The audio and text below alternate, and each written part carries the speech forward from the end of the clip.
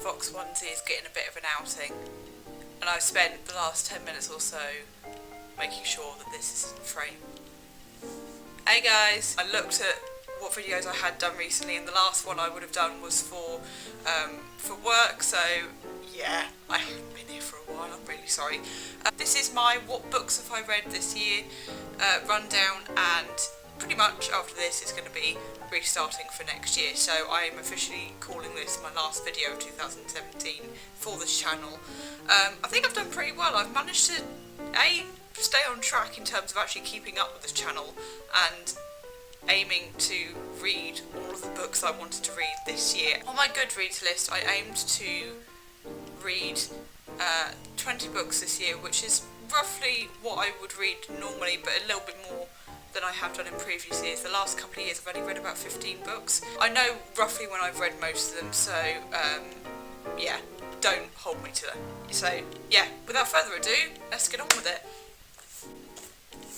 So in November 2016 I started off with The Miniaturist by Jessie Burton. I absolutely loved this book. It was really clever, really thought out, and it just, parts of it I really think is the reason why I've ended up liking magical realism. The next book I read in January 2017 was The Book of Night Women by Marlon James. It took me ages to read this, but it was really well worth the read, and I'm so interested in reading fiction and non-fiction about this time in American history, because it's so important to remind ourselves of what's been, what's happened, and what we should not be doing again in the future. 2017 I've read the book Milk and Honey by Rupi Kaur,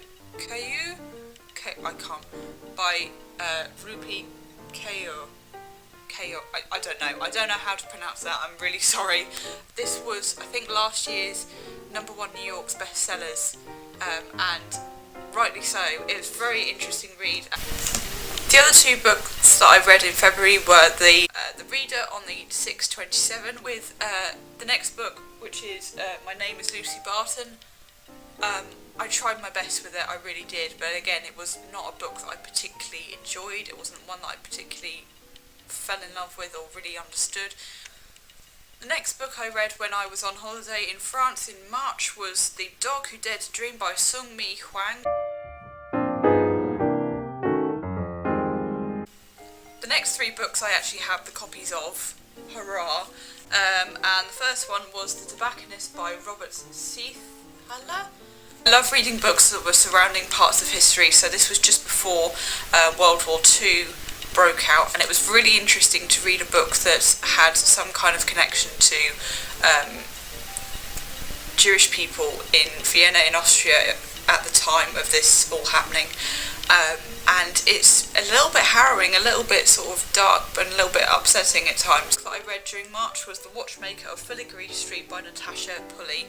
I absolutely adored this. I really, really liked this. This was another book that I kind of thought reminded me of sort of like the magical realism.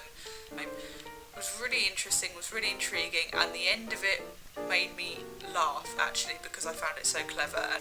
The next is Negroland, a memoir by Margot Jefferson. Again, this is to do with the African American movement in the late 60s and 50s, and talking about a real life account of what was happening in America at the time. There are a lot of names and a lot of dates mentioned in this book, so if you're not into that side of learning about this era, then maybe think about reading it sort of during the day rather than during the night when you don't want to be learning loads of information really quickly. June turned out to be a really busy month in terms of my reading. I managed to read about 5 books in that month, and I was really chuffed myself. The next book that I read during June was The Peculiar Life of a Lonely Postman. The postman starts steaming and opening some of the letters that he is sending, and ends up in a long distance relationship with one of the senders that he receives from. On my list is a children's book called A Place Called Perfect. You'll remember that I did a review on it, and it is by Helen Duggan. I absolutely adored this book, and I have been recommending it to anyone that will pick it up and read it and have a look at it.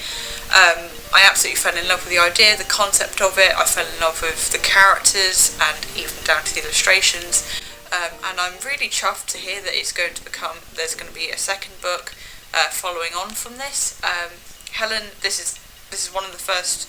I think this is Helen's debut book, and for it to be a debut book, it is very well written. It's very well put together, and kind of almost as if she is a very well established author already. So again, cannot recommend this enough.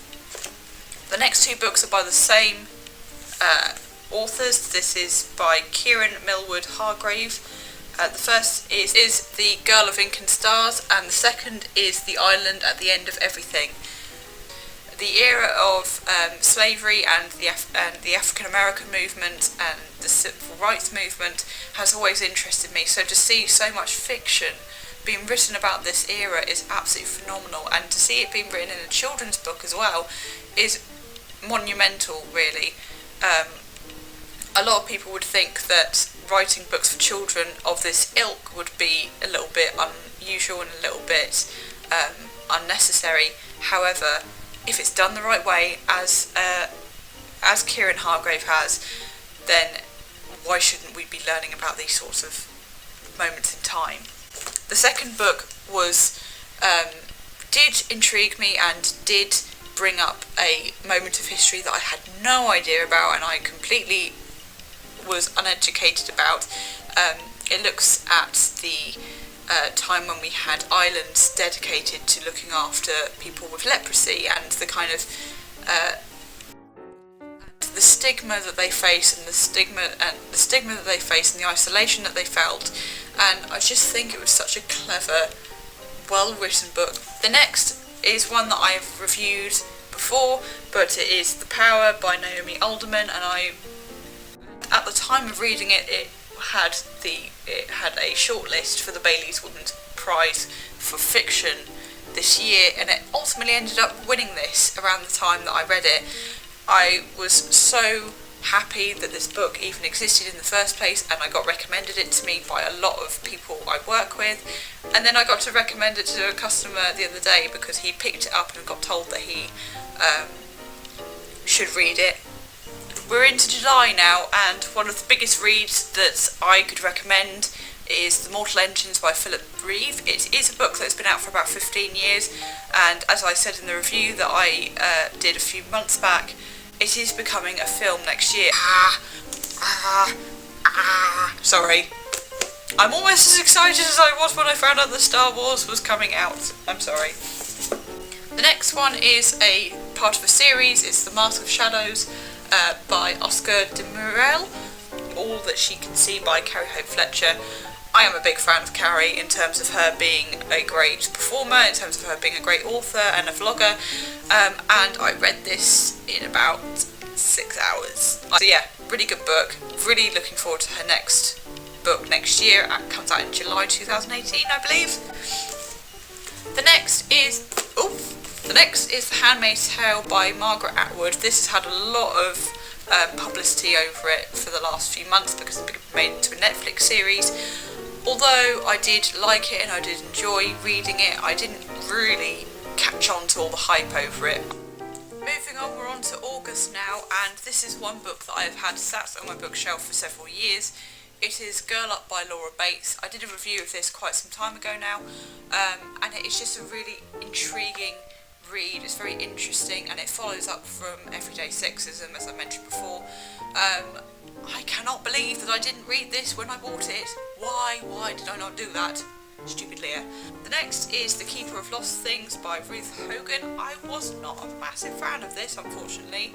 It was one that I read, it was one that I was recommended by a colleague, however, it was just not really my thing. I tend to struggle with books where there are so many storylines in it and so many people in it that I can't keep up. Carlos Ruiz Zafón's book, The Watcher in the Shadows. This is one that we ended up recommending and reading with Young Adult Book Club.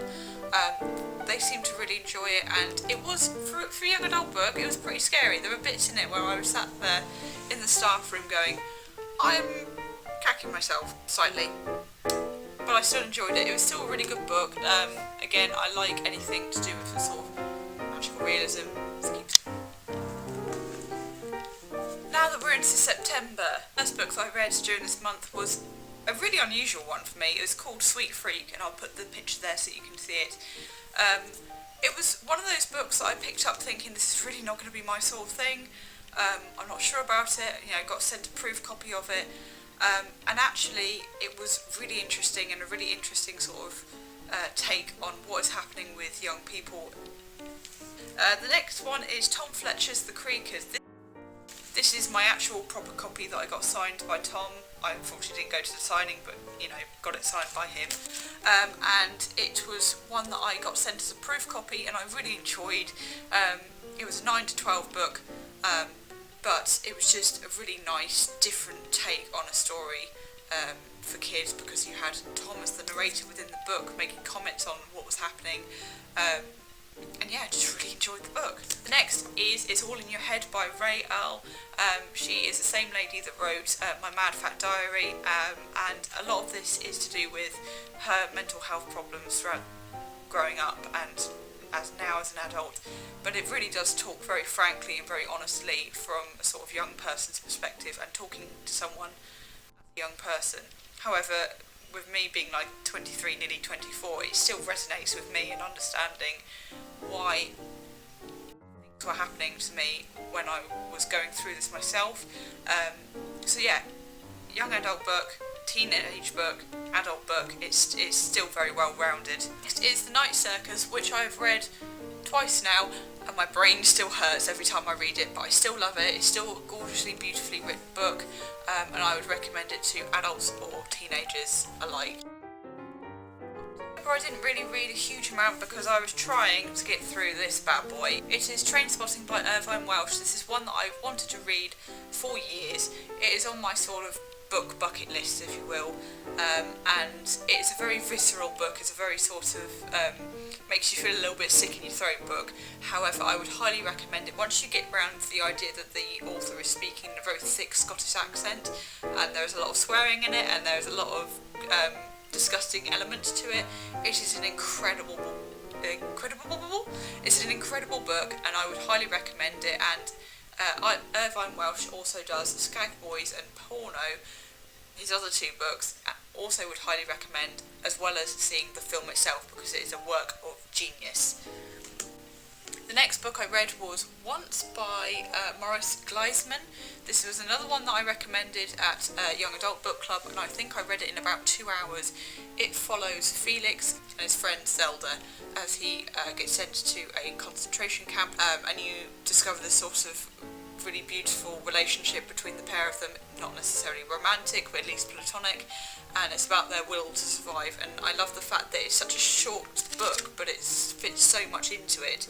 I believe that it's a series as well, so there are like 3 or 4 more other books following on from this that are also about this length. November, I read The Polar Bear Explorers Club by Alex Bell. Very funny read, very easy read, and just very silly, just really, really silly. But yeah, polar bears and pygmy T-Rexes, what more can I say? And we're into December, and this next book was actually one that I've got on my audiobook on my Kindle, which is Half a King by Joe Abercrombie. He does write fantasy as adult books, but the Half a King series is one that is mainly for young adults. It does follow one character, Yarvi, but then follows a different character with each book that gets written. It's very clever, it's very character-driven as opposed to story-driven, and I think actually that's what makes it an incredible book series, because you're not worried too much about what's going on in the story so much as you are caring more about the characters that you're reading about. And the last book that I'm currently reading is Rosy Coloured Glasses by Brianna Wolfson. It is an uncorrected copy, and it's not out until February 2018. However, so far it's a very beautifully written book. It's very wordy, and sort of as you read it, the words fall off your mouth when you speak them in your head, and it's just beautiful, and I love it. So I'm looking forward to finishing this and recommending it to people when it does finally come out. I hope that you enjoyed watching a rather long video for me. I'm now going to go off and be one with my fox onesie and go and hibernate until next year. I'm probably not going to be doing, as I said, I'm probably not going to be doing videos for the rest of this year. The ones that go up now are ones that I would have filmed beforehand. So Merry Christmas and New Year, Happy Holidays, all the rest of it.